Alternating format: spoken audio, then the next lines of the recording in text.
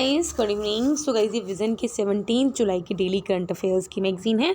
तो गाइस अगर सैटरडे की मैगज़ीन मैं सैटरडे को अपलोड ना करूं तो समझ लीजिए मैं संडे को किया करूंगी। फाइन। तो चलिए हम फर्स्ट न्यूज़ स्टार्ट करते हैं। That is the school innovation ambassador training programme, that is the SIATP। तो गाइस ये जो हमारी न्यूज़ है, क्योंकि स्किल के अंडर कवर होगी तो हमारी इकोनॉमी में कवर होगी, इवन के सोशल इश्यूज़ में भी कवर हो सकती है। अभी क्या प्रोग्राम डिज़ाइन किया गया है किसके द्वारा? इनोवेशन सेल के द्वारा, जो कि किसका है? मिनिस्ट्री ऑफ एजुकेशन का है। और ये जो प्रोग्राम स्टार्ट किया है किसका? पार्टनरशिप करके CBSE के साथ, साथ में AICTE that is the All India Council for Technical Education और ministry of tribal affairs. Fine. तो गाइस ये आपको पता होना चाहिए जो भी ट्रेनिंग प्रोग्राम स्टार्ट किया गया है इसमें कौन कौन से जो एंटिटीज़ हैं वो इन्वॉल्व हैं। सबसे पहला है कौन है? CBSE है, AICTE है, मिनिस्ट्री ऑफ ट्राइबल अफेयर्स है, साथ में मिनिस्ट्री ऑफ एजुकेशन का इनोवेशन सेल है। फाइन। अब इसका काम किया है, देखो ट्रेनिंग हम प्रोवाइड कर रहे हैं।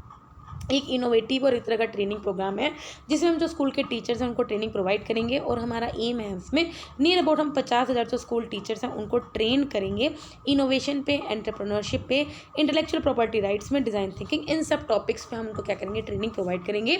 इसके अलावा जो ट्रेन टीचर्स होंगे उनको हम डेजिग्नेट करेंगे as an innovation ambassador. Fine. तो गाइस इसमें सिंपल आपको समझ में आ गया।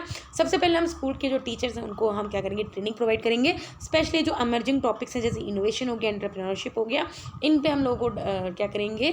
ट्रेनिंग प्रोवाइड करेंगे। और जिन लोगों को हम ट्रेन कर देंगे फिर उनको हम डेजिग्नेट करेंगे, that is a innovation ambassador. अब इसका सिग्निफिकेंस क्या? हम सबसे पहले ये पढ़ते हैं कि इसका सिग्निफिकेंस क्या है। सबसे पहले कि ऑफकोर्स अगर हम ट्रेनिंग प्रोवाइड कर देंगे तो ऑफकोर्स टीचर ही आगे चिल्ड्रन को पढ़ा रहे हैं तो वो क्वालिटी एजुकेशन प्रोवाइड कर सकते हैं चिल्ड्रन को ट्राइबल एरियाज़ में, और साथ में चिल्ड्रन की क्रिएटिविटी को भी प्रमोट कर सकते हैं। इसके अलावा ये जो हम ट्रेनिंग प्रोवाइड कर रहे हैं वो कहीं ना कहीं नेशनल एजुकेशन पॉलिसी की लाइंस पे है, जिसमें हमारा एम यही है कि हम यंग स्टूडेंट्स के माइंड को ज़्यादा नर्चर करेंगे सो दैट वो प्रॉब्लम सोल्व ज़्यादा अच्छे से कर सकें और अपनी थिंकिंग कैपेसिटी को भी बिल्डअप कर सकें। फाइन। स्टेप्स इसके अलावा गवर्नमेंट ने क्या लिए गए हैं सो दैट हम स्कूल में क्वालिटी एजुकेशन प्रोवाइड कर सकें।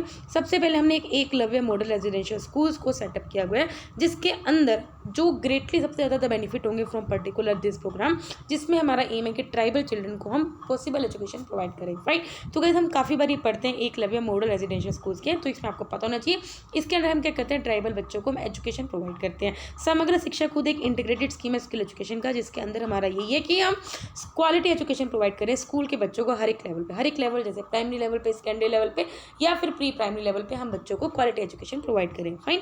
इसके अलावा निष्ठा that is the national initiative for school head and teachers holistic advancement, नाम से समझ में आ रहा है। निष्ठा के अंदर भी हमारा एम है कि हम क्या कर सकें? टीचर्स को ट्रेनिंग प्रोवाइड करें, टीचर्स को ट्रेनिंग प्रोवाइड करेंगे सो दैट वो बेटर क्वालिटी आगे बच्चों को पहुंचा सके। ठीक है। सो दैट वो to improve learning outcomes at the elementary level. Fine. तो गाइस आई होप आपको ये समझ में आया होगा। नेक्स्ट न्यूज़ है new curbs on the insolvency resolution professionals. तो गाइस ये जो हमारी न्यूज़ है इकोनॉमी में कवर होगी अंडर GS3। अभी क्या है? नॉर्म्स को चेंज किया गया as a part of the insolvency resolution process for corporate person, second amendment regulation 2021। तो गाइस इस एक्ट के अंदर हमने क्या किया? कुछ कर्व्स करी हैं, कुछ नई कर्व्स ला के आई हैं, और ये किसका पार्ट है? ये हमने बता दिया IBBI that is the insolvency resolution process for corporate person. Fine. अब न्यू नॉर्म्स में क्या है? सिंपल बात ये कि देखो हम सबसे पहले ये पढ़ते हैं, एक सेकेंड, हाँ सबसे पहले थोड़ा सा हम ये पढ़ लेते हैं कि इंसॉल्वेंसी एंड बैंक्रप्टसी कोड है क्या 2016 का, क्योंकि कई बच्चे ऐसे हैं जो फर्स्ट टाइम ये वीडियो देख रहे होंगे जिन्होंने पहले कभी नहीं देखी है। फाइन। तो इंसॉल्वेंसी एंड बैंक्रप्टसी कोड क्या, अगर मैं आपको एक छोटा सा मैं बता देती हूँ। सपोज करो कोई एंटिटी है, कोई कंपनी है, उसने क्या किया? 10 करोड़ का लोन ले रखा है बैंक से, और अब वो मतलब कि अब उसकी कैपेबिलिटी नहीं है कि वो 10 करोड़ रुपये का लोन वापस उठा सके और वो इंसॉल्वेंट होने वाली है, तो उसके अगेंस्ट हम स्टार्ट कर सकते हैं इंसॉल्वेंसी एंड बैंक्रप्टसी कोड, क्योंकि वो कहीं ना कहीं क्या कर रही है कि अब वो 10 करोड़ पे बैंक का नहीं दे पा रही है या फिर फाइनेंशियल इंस्टीट्यूशन का नहीं दे पा रही। ठीक है। जिसकी वजह से क्या है? वो बैंक को भी नुकसान हो रहा है। फाइन। तो ये जो कोड है इसके ये प्रोवाइड करता है, प्रोसेस प्रोवाइड करता है, जिसके अंदर हम क्या कर सकते हैं? हम विद इन 330 डेज मतलब कि 1 साल से पहले क्या कर सकते हैं? कोई भी इंसॉल्वेंसी की जो कंडीशन है उनको रिजोल्व कर सकते हैं। Fine. The code provides a time bound process for resolving the insolvency of corporate debtors. Fine. With in the 330 days. बाकी ये जो कोड था ये स्टैब्लिश हुआ था 2016 में, किसके अंडर? IBC के अंदर, जिसके जो ये क्या करता है? कोड को इम्प्लीमेंट करता है। ये कोड क्या करता है? सभी जो लॉज हैं उनको कंसोलिडेट का मतलब क्या होता है? जो डिफरेंट लॉज हैं उनको इंटीग्रेट करता है, इकट्ठा करता है, मर्ज करता है, और लॉज को अमेंड करता है, जिसका जो भी वो लॉज हैं जो इंसॉल्वेंसी से रिलेटेड हैं या फिर which relates to the reorganisation and insolvency resolution of corporate persons. देखो सिंपल बात की, जो इंसॉल्वेंसी कोड है वो किसी पे भी इंप्लीमेंट हो सकता है, चाहे वो किसी पार्टनरशिप फर्म्स हो, क्या पर्टिकुलर इंडिविजुअल या फिर कॉर्पोरेट पर्संस के अगेंस्ट भी क्या कर सकते हैं, ये कोड इशू हो सकता है। फाइन, तो ये जो कोड है वो क्या करता है, इन लॉज को अमेंड करता है सो दैट हम क्या कर सके, जो भी स्टेक होल्डर्स हैं, मतलब कि जो आपको फाइनेंशियल सपोर्ट प्रोवाइड कर रहे हैं ताकि उनको नुकसान ना हो, तो उनके बैलेंस शीट को क्या करता है, उनके इंटरेस्ट को प्रोटेक्ट करता है। फाइन, तो एक सेकेंड, यस हाँ, तो न्यू नॉर्म्स में क्या है कि any linkage of the insolvency professionals with the corporate debtor और any of the stake holder is now not permitted. मतलब कि सिंपल बात ये है कि अगर कोई कॉर्पोरेट डेप्टर है या फिर कोई भी स्टेक होल्डर है जिससे आप पैसा उधार पे ले रहे हो, तो कोई भी इंसॉल्वेंसी प्रोफेशनल उसके साथ लिंक नहीं कर सकता। इसके अलावा जो IBPI है, that is the insolvency resolution process for corporate person, उन्होंने क्या किया है, एक इंटरिम रेजोल्यूशन प्रोफेशनल्स को ऑथराइज किया है, या फिर हम उनको रेजोल्यूशन प्रोफेशनल भी बोलेंगे, जिसके अंदर हम एक प्रोफेशनल को अपॉइंट करेंगे और उनको ड्यूटी अपॉइंट करेंगे कि आप सभी ड्यूटीज़ प्रोवाइड करो। मतलब कि सिंपल बात है कि कोई भी इससे रिलेटेड कोई भी अगर आपका केस चल रहा है या इंसॉल्वेंसी से रिलेटेड कोई भी प्रोसेस चल रही है, तो इसमें एक पर्सन को हम अपॉइंट करेंगे जो इन सब काम को डिस्चार्ज करेगा, उन सब काम को देखेगा। फाइन, ये अलाउड होगा only when certain conditions are met such as explicit prohibition on appointment of relatives of RPs past 5 year auditor of the corporate debtor. अब इसका सिग्निफिकेंस क्या है, सबसे पहले कि हम क्या कर सकते हैं, फेयर बिजनेस डीलिंग्स को हम प्रमोट कर सकते हैं और ट्रांसपेरेंसी रहेगी पूरी सिस्टम में, और जो भी हम ये रेजोल्यूशन प्रोफेशनल्स को अपॉइंट करते हैं उनमें भी ट्रांसपेरेंसी रहेगी।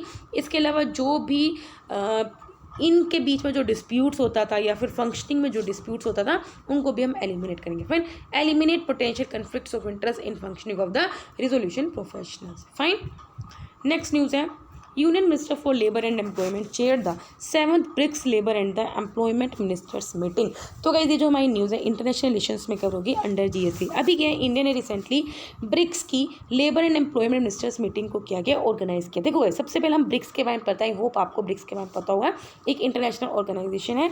अभी क्या ब्रिक एक जब इनिशियली बना था तो ब्रिक्स नहीं था, वो ब्रिक था जिसके अंदर ब्राज़ील, रशिया, इंडिया और चाइना था, जो पहली बार कहाँ मिले थे, रशिया के संत पीटर्सबर्ग में मिले थे 2006 में, और पहली जो ब्रिक्स समिट हुई थी वो रशिया के येकैतेरिनबर्ग में हुई थी 2009 में। फाइन, फिर उसके अलावा ब्रिक ग्रुप को द्वारा ब्रिक्स रीनेम किया गया 2010 में, जब इसमें साउथ अफ्रीका को भी फुल मेंबर ऐड कर लिया गया। फाइन, तो इसमें टोटल मेंबर्स 5 हो गए, that is B for Brazil, R से Russia, I for India, C से चाइना एंड S से साउथ अफ्रीका।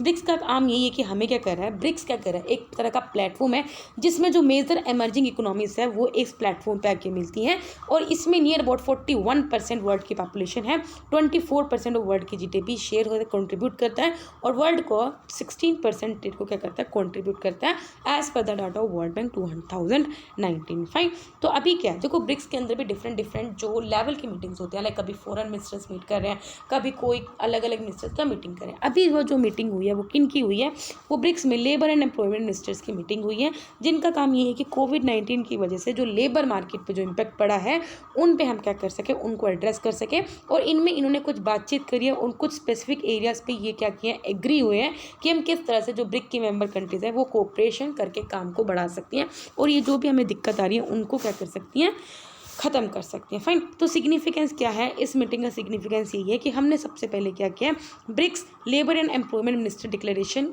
को हमने क्या किया है, मतलब कि अडॉप्ट किया है, जिसमें हमने 4 एरियाज़ पे क्या किया, फोकस किया। सबसे पहले किस तरह से हम सोशल सिक्योरिटी एग्रीमेंट्स को प्रमोट कर सकते हैं among the BRICS nation, formalisation कर सकते हैं लेबर मार्केट्स का। मतलब सिंपल बात है कि यहाँ की लेबर किसी और 5 कंट्रीज़ में से मूवमेंट कर सकती है, किस तरह से हम वुमेन को पार्टिसिपेट कर सकते हैं in labour force, gig and platform workers, इन चारों पे काम किया है। गिग एंड प्लेटफॉर्म वर्कर्स आपको पता ही होगा, वो वर्कर्स होते हैं जो टेम्परेरी होते हैं, जो किसी मोबाइल या ऑनलाइन प्लेटफॉर्म के थ्रू जुड़े हुए, जैसे अमेजोन के डिलीवरी बॉयज़ हो गए या फिर ये जो भी जोमेटो के डिलीवरी बॉयज़ होंगे, ये सब गिग एंड प्लेटफॉर्म वर्कर्स में इंक्लूड होते हैं। फाइन, एक सेकेंड, यस, नेक्स्ट न्यूज़ में पढ़ते हैं अपनी, ministry of power releases the 9th integrated rating of state power distribution utilities. Fine, तो गाइस ये जो हमारी न्यूज़ है इकोनॉमी में कवर होगी। अभी क्या देखो, मिनिस्ट्री ऑफ पावर ने क्या किया है, जो भी हमारे डिफरेंट डिस्ट्रीब्यूशन जो पावर को डिस्ट्रीब्यूशन करती हैं कंपनीज होती हैं, तो उनको रैंकिंग की है, ठीक है, तो रेटिंग दी है, तो रेटिंग को कैरी आउट किया गया किस किस के द्वारा, ये रेटिंग किस किसने की है, जो हम करते हैं कौन कौन सी एंटिटी इसमें इन्वॉल्व है। सबसे पहले ICRA that is the international credit rating agency है, दूसरा है IAL that is the analytics limited, तीसरी है care advisory research and training limited, that is a card, जो कि कंसल्टिंग आर्म है आईसीआरई रेटिंग की और केयर की रिस्पेक्टिवली। फाइन, इसका एम है कि वो क्या करेगी, सभी बैंक्स और फाइनेंशियल इंस्टीट्यूशंस की हेल्प करेगी। मतलब सिंपल बात है, देखो हम किसी चीज़ को रेटिंग क्यों देते हैं कि वो कितनी ज़्यादा मतलब कि स्ट्रेंथ है, मतलब कि उसमें कितनी ज़्यादा लाइक लिक्विडिटी है किस पर्टिकुलर कंपनी में। फाइन, तो अगर वो अच्छी होगी तो बैंक क्या है उनको ईजिली क्या कर देगा, लोन प्रोवाइड कर देगा। लेकिन अगर किसी कंपनी की रेटिंग कम है, बेकार है, तो बैंक्स इजीली उनको लोन नहीं देगा। ठीक है, तो अगर हम रेटिंग से हमारा एम यही होता है कि हम बैंक्स और फाइनेंशियल इंस्टीट्यूशंस की वे हेल्प करते हैं कि वो उस पर्टिकुलर कंपनी का रिस्क को समझ सकता है और किस हिसाब से उनको लोन देना है, कितने लिमिट में देना है, वो दे सकता है। फाइन, अब जैसे आप देखते होंगे कि इंडिया की भी स्टॉक मार्केट को रेटिंग दिया जाता है या फिर इंडिया की जितनी कंपनीज उनको रेटिंग दिया जाता है, वो इसलिए रेटिंग दिया जाता है ताकि उसके बेसिस पे अगर किसी भी कंपनी को, इंडिया की कंपनी को अगर इंटरनेशनल मार्केट से लोन लेना है तो वो देख सकते हैं कि उनको कितना लोन मिल सकता है। फाइन, तो रेटिंग एक बहुत बड़ा इंपॉर्टेंट रोल प्ले करती है if you want any money. Fine, ranking क्या करती है, किसी भी जो स्टेट ओन फाइनेंशियल इंस्टीट्यूशंस है उनकी बोरिंग को इम्पैक्ट करती है, including power finance corporation and the rural electrification corporation limited. Findings क्या है, फाइंडिंग देखो आप देख सकते हो जरा, हाँ किस तरह से हम ग्रेडिंग करते हैं। अगर किसी का डिस्ट्रीब्यूशन 80 से 100 के बीच में तो उसका ग्रेड ए पॉजिटिव है, और ऐसी कंपनीज हमारे 5 हैं, और इसका अगर हम ग्रेडिंग अगर हमने ए प्लस दी तो इसका मतलब उसकी ऑपरेशनल और फाइनेंशियल परफॉर्मेंस बहुत अच्छी है। अगर किसी का स्कोर 65 से 80 के बीच में तो उसका ग्रेड बी है, और ऐसी इंडिया में यूटिलिटीज़ 3 है, इसका मतलब क्या, उनकी जो ऑपरेशनल और फाइनेंशियल परफॉर्मेंस है वो हाई है, वेरी हाई नहीं है। फाइन, 50 से 65 के बीच में बी प्लस है, और ऐसी यूटिलिटीज़ 10 हैं, इसका मतलब जो इनकी ऑपरेशनल फाइनेंशियल परफॉर्मेंस है वो मॉडरेट है। 35 से 50 के बीच में तो बी है, और ऐसी यूटिलिटीज़ 6 हैं, इसका मतलब इनकी जो ऑपरेशनल फाइनेंशियल परफॉर्मेंस है वो बिलो एवरेज है। 20 से 35 के बीच में सी प्लस है, और ऐसी एंटिटीज हमारे नो है, इसका मतलब जो इनकी परफॉर्मेंस है वो बहुत ज़्यादा लो है। 0 से 20 मतलब C8, इसका मतलब very low operational and financial performance के बारे में। ठीक है, तो गाइस इसका स्कोर डिस्ट्रीब्यूशन और ग्रेड जरा याद रखना। ठीक है, अब हम जरा न्यूज़ में पढ़ते हैं क्या है। फाइंडिंग्स क्या है कि जो state owned electricity distribution companies हैं उनका लॉस हुआ है, और वो near about by more than a third drop हुई है to ₹38,000 crore in financial year 2020। मतलब कोविड की वजह से जो स्टेट की मतलब कि जो डिस्ट्रीब्यूशन कंपनीज होती हैं वो भी प्राइवेट होती हैं, लेकिन कुछ डिस्ट्रीब्यूशन कंपनीज ऐसी होती हैं जो स्टेट ओन्ड हैं, तो उनको लॉस हुआ है। फाइन, इसके अलावा जो कॉस्ट ऑफ इलेक्ट्रिसिटी बोर्ड, देखो जो डिस्ट्रीब्यूशन कंपनीज होती हैं वो पावर को परचेज करके आपके घर तक पहुंचाती हैं, तो वो भी पहले इलेक्ट्रिसिटी को खरीदती हैं। जो इलेक्ट्रिसिटी उन्होंने जिस प्राइस पे खरीदी हुई हैं और जिस प्राइस पे वो सप्लाई कर रही हैं उनके बीच का जो गैप था वो डाउन हुआ है, तो ये अच्छी बात है। मतलब कि अगर कोई डिस्ट्रीब्यूशन कंपनी 10 रुपये की बिजली ले रही है और वो अगर आपको 12 रुपये में बेच रही है तो इसका मतलब वो गैप कम हुआ है, 2 रुपये रह गया। पहले वो क्या कर रही थी, मतलब कि वो उसमें बेच रही थी थोड़ी, मतलब कि वो लॉस में जा रही थी, सिंपल बात ही है। फाइन, अभी के 5 स्टेट डिस्ट्रीब्यूशन यूटिलिटीज़, गुजरात की 4, हरियाणा की 1,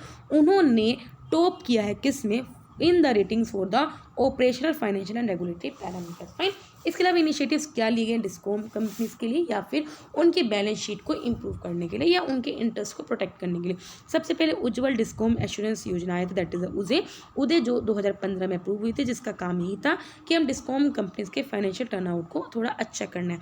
सेकेंड आया था आत्मनिर्भर डिस्कॉम पैकेज, जिसके अंदर हमने इनको 90,000 करोड़ की लिक्विडिटी प्रोवाइड करी थी through power finance, RECs and PFCs by providing, उनको हमने special long term transition loans provide किए थे। फाइन, इसके अलावा कुछ रिफॉर्म बेस्ड और रिजर्व बेस्ड भी हमारी काफ़ी इस तरह की सेक्टर स्कीम्स चल रही हैं। फाइन, नेक्स्ट न्यूज़ है अपनी aiming for sustainable habitat new initiatives in building, एक सेकेंड यार, हाँ, aiming for sustainable habitat new initiatives in building energy efficiency 2021 launch by the bureau of energy efficiency. तो guys ये जो हमारी न्यूज़ है एनवायरनमेंट में कवर होगी, वो भी एनर्जी सेक्टर के अंदर। अब गाइस एनर्जी एफिशिएंसी को मतलब आप समझ सकते हो, कहाँ पहले आप 100 वाट का बल्ब यूज़ करते तो उसमें भी इतनी रोशनी नहीं आती थी, और अभी आप 10 वाट की छोटी सी LED लाइट यूज़ करो और अच्छी खासी रोशनी मिल रही है, मतलब कि आप नियर अबाउट 90 वाट की एनर्जी को सेव करो। फाइन, तो एनर्जी एफिशिएंसी का मतलब यही है कि आप सेम टास्क को परफॉर्म करो लेस एनर्जी यूज़ करके। इसका मतलब हम एनर्जी का जो वेस्ट है सेक्टर्स को एलिमिनेट कर रहे हैं। इस स्कीम में डिफरेंट इनिशिएटिव्स इंक्लूड है। सबसे पहले हमने क्या किया हुआ है, बिल्डिंग सर्विसेज, लाइक अगर आप कोई भी बिल्ड कर रहे हो, कंस्ट्रक्शन कर रहे हो, तो उसमें हमने कुछ कोड को स्पेसिफाई किया हुआ है, मतलब कि आपको उन बिल्डिंग कोड्स को कंप्लाई करना है सो दैट आप क्या कर सको, ज़्यादा से ज़्यादा एनर्जी को एफिशिएंटली यूज़ कर सको और एनर्जी के रिक्वायरमेंट्स को मिनिमम हम क्या कर सकें, मतलब रिड्यूस कर सकें। फाइन। इसके अलावा जो भी वेरिफिकेशन फ्रेमवर्क है वो विद इको निवास संहिता एक वेब बेस्ड प्लेटफॉर्म है जो कि एज ए लर्निंग टूल है। इसके अलावा हमने क्या कर रखा है, एनर्जी एफिशिएंट होम्स बनाने के लिए online star rating tool start कर रखा है। इसके अंदर हम क्या कर रहे हैं, 15,000 आर्किटेक्ट्स, इंजीनियर्स और गवर्नमेंट ऑफिसर्स को भी ट्रेन कर रहे हैं। फाइन। नेक्स्ट है, बिल्डिंग सेक्टर एक सेकंड लार्जेस्ट कंज्यूमर है इलेक्ट्रिसिटी इन इंडिया, बिकॉज आपको पता है हमारी पॉपुलेशन कितनी है और कितने घर बनाए जा रहे हैं, तो बहुत ज़्यादा इलेक्ट्रिसिटी कंज्यूम हो रही है। सो building sector is second large consumer of electricity in India after industry and, और ये लार्जेस्ट एनर्जी कंज्यूमिंग सेक्टर भी बन सकता है 2030 तक। ECBC कोड थे वो रिलीज हुए थे 2017 में, जिसका एम यही था कि कमर्शियल बिल्डिंग्स में कैसे हम एनर्जी एफिशिएंसी को बढ़ा सकें और एनर्जी स्टैंडर्ड्स को मिनिमम कर सकें। फाइन। इसके अंदर ये था कि हमें 100 किलोवाट का कनेक्टेड लोड बनाना है और कॉन्ट्रैक्ट डिमांड हो 120 किलोवाट एंड अबव। फाइन। इसके अलावा जो इको निवास संहिता 2018 था, ये भी एक एनर्जी कंजर्वेशन बिल्डिंग कोड है रेजिडेंशियल बिल्डिंग्स के लिए। फाइन। तो देखो ये जो पहला कोड था वो कमर्शियल बिल्डिंग्स के लिए, जो इको निवास मतलब जहाँ पर रह रहे हो, तो वो रेजिडेंशियल बिल्डिंग्स के लिए जो लॉन्च किया गया था मिनिस्ट्री ऑफ पावर के द्वारा, जिसका एम यही था कि हमें क्या करना है, एनवायरनमेंट को प्रोटेक्ट करना है सो दैट और एक्यूपेंटेंट्स को, मतलब कि जो वहाँ रह रहे हैं लोग रह रहे हैं उनको बेनिफिट भी पहुँचाना है by promoting energy efficiency in design and construction of homes, apartment and township. मतलब कि आप अपने घर में किस तरह से एनर्जी को बचा सकते हो। वेंटिलेशन आप ज़्यादा से ज़्यादा, आप ऐसे घर बनाओ जहाँ पे वेंटिलेशन ज़्यादा हो, या ऐसे घर बनाओ जहाँ पे एनर्जी आपको मतलब लाइट्स की कम से यूज़ पड़े। फाइन। बी के बारे में आपको पता होना चाहिए, that is the bureau of energy efficiency, very important body, 2002 में एस्टैब्लिश हुई थी under the provisions of the energy conservation act 2001। इसका मतलब स्टैट्यूटरी बॉडी है। इसका ऑब्जेक्टिव ये है कि वो सभी उन पॉलिसीज और प्रोग्राम्स को इम्प्लीमेंट करती है जो रिलेटेड है एनर्जी कंजर्वेशन और एनर्जी एफिशिएंसी से रिलेटेड। फाइन। अब हम बढ़ते हैं छोटी छोटी न्यूज़ पे, that is the US India business council. अभी के जो फाइनेंस मिनिस्टर हैं उन्होंने US इंडिया बिजनेस काउंसिल के राउंड टेबल पे एड्रेस किया है, जिसका टॉपिक था या फिर उसका टाइटल था on maximising India sustainable and inclusive growth as a global destination for USA investment. ये जो बिजनेस काउंसिल थी 1975 में फॉर्म हुई थी और एक बिजनेस एडवोकेसी ऑर्गेनाइजेशन है, जिसका काम ये है कि इंडिया और USA के जो प्राइवेट सेक्टर्स हैं उन दोनों को एनकरेज करना है और दोनों में क्या करना है, इन्वेस्टमेंट को हमें और ज़्यादा बूस्ट करना है। ये क्या करती है, क्योंकि USA और इंडिया दोनों लार्जेस्ट डेमोक्रेसीज मानी जाती हैं वर्ल्ड की, उन दोनों को कनेक्ट करती है और एक दूसरे को इंस्पायर करते हैं कि किस तरह से जो हम सस्टेनेबल सोल्यूशन लेके आ सके जो हम दोनों की कंट्री को चैलेंज कर रहे हो। फाइन।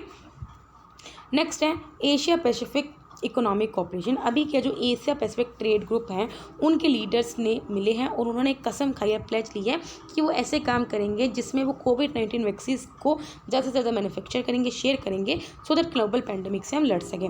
वेरी इंपॉर्टेंट APEC की बॉडी के बारे में काफ़ी बार UPSC ने इसके बारे में पूछा हुआ है। एशिया पैसिफिक इकोनॉमिक कॉपरेशन एक रीजनल इकोनॉमिक फोरम है जो 1989 में एस्टैब्लिश हुई थी, जिसका काम ये था एशिया पैसिफिक को ग्रो करना है। जो आपस में इनके इंटरडिपेंडेंस है उनको हमें क्या करना है, थोड़ा और अच्छे से लेके आना है। इसका काम ये कि हमें क्या करना है, लोगों की प्रोस्पेरिटी के बारे में काम करना है और bye promoting balanced inclusive sustainable innovative and secure growth और रीजनल इकोनॉमिक इंटीग्रेशन भी हमें एक्सेलरेट करना है। इसके अंदर 21 मेंबर्स हैं, इंडिया इसका मेंबर नहीं है, ये आपको पता होना चाहिए। अब 21 मेंबर हैं, इनके नाम वैसे आप देख सकते हो पर मैं एक बार पढ़ देती हूँ। Russia, China, Korea, Japan, Chinese, Nepal, Hong Kong, China, Philippines, Vietnam, Thailand, Malaysia, Singapore, Australia, New Zealand, Papua New Guinea, Brunei Darussalam, Canada, USA, Mexico, Peru, चीन। ठीक है, इंडिया मेंबर नहीं है, ये याद रखना। फाइन। नेक्स्ट है Africa open deal, that is a data for the environment, agriculture and land initiative. ये इनिशिएटिव अफ्रीका में बनाया गया और अफ्रीका पहला कॉन्टिनेंट बना है जिन्होंने क्या किया है, जो डाटा था, कलेक्शन था, उसको कंप्लीट किया है। मतलब कि जैसे हम डिजिटल लैंड का डाटा की बात कर रहे हैं, उसी तरह इस इनिशिएटिव से अफ्रीका पहला कॉन्टिनेंट बन गया है which has completed the collection of accurate, comprehensive and harmonise digital land use and land use change data. Fine. मतलब लैंड से रिलेटेड जो भी डाटा है वो उसने अच्छे वे में कॉम्प्रिहेंसिव मैनर में कलेक्ट कर लिया है। Fine. With the help of digital means. Fine. तो जो डाटा कलेक्शन और एनालिसिस है वो इनिशिएटिव किया गया था by the food and agriculture organisation और साथ में अफ्रीकन यूनियन कमीशन के द्वारा। इसके अंदर 7 बिलियन ट्रीज को रिवील किया गया है जो कि फॉरेस्ट के बाहर है फॉर द फर्स्ट टाइम, और इसके काफ़ी ज़्यादा और फॉरेस्ट भी डिस्क्लोज किए गए हैं एंड एरेबल लैंड, मतलब जहाँ पे आप कल्टिवेशन कर सकते हो, जो प्रीवियसली डिटेक्ट नहीं किए गए थे। फाइन। मतलब जो प्रीवियसली डिटेक्ट किए थे उससे ज़्यादा 7 बिलियन ट्रीज को डिटेक्ट किया है जो आउटसाइड द फॉरेस्ट है। नेक्स्ट है उड़ान, दैट इज़ द उड़ेगा देश का आम नागरिक रीजनल कनेक्टिविटी स्कीम। ये हमने पहले भी पढ़ी हुई है। मिनिस्ट्री ऑफ सिविल एविएशन ने 8 न्यू रूट्स लॉन्च किए हैं जिसके अंदर हम एरियल कनेक्टिविटी को बढ़ा रहे थे। देखो गाइस, उड़ान स्कीम का एम ये कि हम क्या कर रहे हैं, इंडिया के कुछ ऐसे एयरपोर्ट्स हैं जो मतलब कि अनसर्व्ड है या फिर उनको अच्छे से यूटिलाइज नहीं किया जाता है, तो उनको हम वापस रिवाइव कर रहे हैं अंडर दिस स्कीम। फाइन। तो मिनिस्ट्री ऑफ सिविल एविएशन ने इस 8 नो रूट्स को लॉन्च किया गया सो दैट हम एरियल कनेक्टिविटी को अच्छा कर सके from Madhya Pradesh to Maharashtra and Gujarat. जो उड़ान स्कीम है वो किसकी स्कीम है? नेशनल सिविल एविएशन पॉलिसी का एक पार्ट है। ठीक है, ये ऐसी स्कीम है ग्लोबली जिसके अंदर हम रीजनल कनेक्टिविटी पे ध्यान दे रहे हैं, जिसमें हम स्मॉलर सिटीज़ और टाउन्स को भी कनेक्ट कर रहे हैं through the air root. Fine. Implementing agency कौन है? Airport authority of India. Focus कौन से एरियाज पे कर रहे हैं? नॉर्थ ईस्ट रीजन पे, हिली स्टेट्स और आइलैंड्स पे। फाइन। नेक्स्ट है उमंग ऐप, ये हमने पढ़ी है, that is a unified mobile application for the new age government. अभी क्या है, जो ministry of electronics and IT है उन्होंने न्यू सर्विसेज इनेबल करी हैं उमंग ऐप में through memorandum of understanding with map me India. ठीक है, तो इसके साथ MOU साइन किया, याद रखना। उमंग आपको पता ही होगा, इसके थ्रू इवन आप अपना स्लॉट भी बुक कर सकते हो। उमंग एक unified secure multi channel multi platform है, मतलब काफ़ी काम आप इस पर कर सकते हो और आपको काफ़ी सर्विसेज प्रोवाइड करता है। एक मोबाइल ऐप है, ये करता है आपके आधार से इंटीग्रेट करता है with other application like DigiLocker और पे गोवा। ठीक है, अब मैप में इंडिया क्या है, ये एक कंपनी है, इंडिजीनियस कंपनी हमारी इंडिया की है, जिसको हेडक्वार्टर न्यू दिल्ली में, जिसको फाउंडेड किया था 1995 में, जो क्या करती है एंटायर कंट्री को डिजिटली मैप करती है। फाइन। नेक्स्ट है चाइनाज एमिशन ट्रेडिंग सिस्टम। आपको पता है एमिशन ट्रेडिंग सिस्टम का क्या है? लाइक अगर किसी कंपनी को अलाउड है कि वो 100 यूनिट्स कार्बन एमिशंस को कर सकती है, एमिट कर सकती है, तो अगर किसी ने ज़्यादा कर दिया तो वो अपने बेच सकती है। ठीक है, थ्रू दैट पर्टिकुलर कंपनी जिसने कम किया हो। फाइन। चाइना की जो नेशनल कार्बन मार्केट है वो वर्ल्ड की लार्जेस्ट एमिशन ट्रेडिंग सिस्टम बन चुकी है, जिसको रिसेंटली लॉन्च किया गया है। अब एमिशन ट्रेडिंग सिस्टम क्या है वैसे आपको बता चुकी हूँ मैं। एक ये मार्केट बेस्ड इंस्ट्रूमेंट है जिसका एम ये है कि अगर कोई भी कंपनी एमिशंस को कम कर रही है तो हम उनको इंसेंटिवाइज कर रहे हैं। लाइक अगर हमने 100 यूनिट्स अलाउड कर रखे हैं, अगर कोई 80 यूनिट्स क्या कर रहा है, एमिट कर रहा है, कम कर रहा है, तो हम उनको इंसेंटिवाइज करते हैं। एमिशन ट्रेडिंग सिस्टम के अंदर क्या होता है कि इकोनॉमिक एफिशिएंसी को तो प्रमोट कर रहे हैं, साथ में हम क्या करते हैं अपने एमिशंस को रिड्यूस करते हैं और चीपेस्ट है टू अचीव दैम। पोल्यूटर्स जिनको लगता है कि कॉस्टली है टू रिड्यूस द एमिशंस, उनको अलाउ है बिकॉज वो अपने एमिशंस को बेच सकते हैं from polluters that can abate at lower cost. अभी आपको बताया है कि सपोज करो 2 कंपनीज हैं, एक ने 80 एमिशंस पास किए हैं, एक ने 120 किए हैं, तो इसने ज़्यादा कर दिए हैं तो वो अपने 20 एमिशंस इसको बेच सकती है, या और ये बेचेगी वो बल्कि पैसे ये देगा क्योंकि वो खरीद रहा है ना 20 उसके। फाइन, या उल्टा। नेक्स्ट है किसान सारथी डिजिटल प्लेटफॉर्म। अभी क्या इसको किसान सारथी जो डिजिटल प्लेटफॉर्म है इसको जॉइंटली लॉन्च किया किसके द्वारा? मिनिस्ट्री ऑफ एग्रीकल्चर और इलेक्ट्रॉनिक्स एंड इन्फॉर्मेशन टेक्नोलॉजी के द्वारा on the occasion of ICAR foundation day, that is the Indian council of agriculture research. ठीक है, इसमें क्या है जो फार्मर्स हैं इस प्लेटफॉर्म के थ्रू राइट इन्फॉर्मेशन ले सकते हैं राइट टाइम पे और अपनी लैंग्वेज में। ये फार्मर्स को एम्पावर करेगा कि आप टेक्नोलॉजी का यूज़ करो और फार्मर्स की हेल्प करेगा रिमोट एरियाज़ में। फाइन। फार्मर क्या कर सकते हैं अगर उनको कुछ एडवाइस चाहिए एग्रीकल्चर पे या अपने एरियाज़ पे जैसे मिल्क सेक्टर, फिशरीज़ पे, तो वो डायरेक्टली इस पे जो प्लेटफॉर्म पे जो साइंटिस्ट हैं या फिर कृषि विज्ञान केंद्र में जो साइंटिस्ट हैं उनसे वो हेल्प ले सकते हैं। ठीक है, इसके अलावा agriculture extension, education, research activities में ये बहुत ज़्यादा वैल्यूएबल रहेगा। कुछ रिवर्स से जो न्यूज़ में है, सबसे पहले के जो मिनिस्ट्री ऑफ जल शक्ति हैं उन्होंने एक गेजेट नोटिफिकेशन इशू किया है जिसके अंदर कृष्णा और गोदावरी रिवर मैनेजमेंट बोर्ड को जुरिस्डिक्शन के लिए। टाइम ये क्या करता है, रिक्वायर्ड जो अथॉरिटी है, this provides the required authority and power to the 2 boards for listed projects in Godavari and Krishna river in 2 states, that is Andhra Pradesh and Telangana। जो कॉन्स्टिट्यूशन है रिवर बोर्ड्स का और जो apex council है for supervision and functioning of this board वो let down है in the Andhra Pradesh reorganisation act 2014। Fine. कुछ places हैं न्यूज़ में जरा हम पढ़ लेते हैं, एक सेकेंड यार। हाँ, तो गाइज़ ये जो अभी हमने न्यूज़ पढ़ी है, देखो इसमें कुछ नहीं है। मिनिस्ट्री ऑफ जो जल शक्ति है उसने क्या किया, एक नोटिफिकेशन इशू करा है। किसको, जो कृष्णा और जो गोदावरी रिवर की जो मैनेजमेंट बोर्ड है उनको एक नोटिफिकेशन इशू किया है, ठीक है। तो इसके अंदर क्या है, अब जब नोटिफिकेशन इशू कर दिया है तो जो भी कृष्णा और गोदावरी रिवर जहाँ पे 2 स्टेट्स में लाइक करते हैं, मेनली आंध्र प्रदेश तेलंगाना, तो उन दोनों की जो मैनेजमेंट बोर्ड्स हैं उनकी अथॉरिटी और उनकी जो पावर है उनको बोला है, जो भी उनको मैनेज करें उनको बोल दे कि आपके पास जितने भी प्रोजेक्ट चल रहे हैं कृष्णा रिवर पे, गोदावरी रिवर पे, आप उनको हमारे पास पहुंचाओ। फाइन, तो ये बात है। अब कुछ प्लेसेस से न्यूज़ में जरा हम ये पढ़ लेते हैं। That is the Amazon basin. अभी एक स्टडी पब्लिश की गई है जर्नल नेचर में, गाइस एक जर्नल है, तो उसमें बोला है कि जो अमेज़न फॉरेस्ट है, जो कि लार्जेस्ट ट्रॉपिकल फॉरेस्ट है वर्ल्ड का, वो कार्बन को एमिट करना स्टार्ट कर दिया इंस्टेड ऑफ एब्जॉर्बिंग। आपको पता है ना, हमारे जो नेचुरल ये क्या करते हैं, कार्बन को एब्जॉर्ब करते हैं, जैसे ओशंस हो गए, ट्रीज़ हो गए, ठीक है। लेकिन अभी बताया गया है कि ये एक्चुअल में कार्बन अभी एमिट कर रहे हैं रेदर देन एब्जॉर्बिंग, ठीक है। अभी क्यों हो रहा है, बिकॉज डिफोरेस्टेशन बहुत हो रहा है, फॉरेस्ट फायर हो रहा है, जिसकी वजह से ये कार्बन डाइऑक्साइड का सोर्स बन गया rather than absorbing. Fine, next है port of Brest, that is the France. अभी क्या है, एक ऑनगोइंग ओवरसीज डिप्लॉयमेंट चल रही है जिसके अंदर जो इंडियन नेवल शिप है तबार, वो एंटर हुई है पोर्ट ऑफ द ब्रेस्ट में। फाइन, ये फ्रांस का, ये याद रखना।